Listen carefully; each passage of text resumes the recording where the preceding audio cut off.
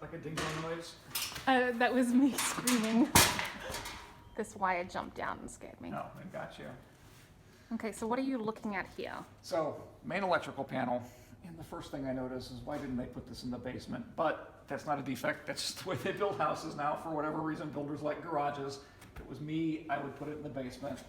And again, when we're looking at the panel, at this point, there's not going to be everything there that we need to see. They've probably got a couple of circuit breakers in place, maybe one for a couple utility outlets, maybe one for a sump pump that's running downstairs.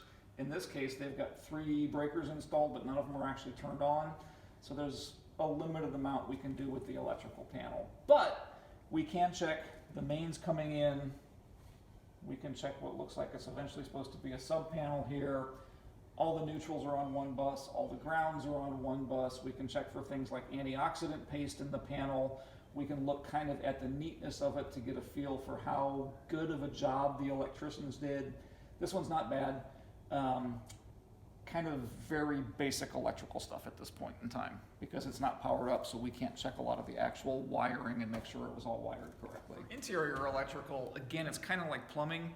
We're basically looking at the routing of the wiring and the neatness of the wiring, and actually you're going to find that's kind of a common theme when we look at new construction is that neatness actually does count because it's an indication of how seriously the builder is taking the quality of their build. So here, you're obviously going to have 2 main switch panels because we're like at the intersection of the kitchen and the great room. And they've done actually a pretty decent job of the rough in here. It's not all hanging willy-nilly. They've actually got everything zip tied together nice and neat within the wall. They've left plenty of extra wire actually in the junction box for hooking up fixtures. And what they've done so far here makes sense.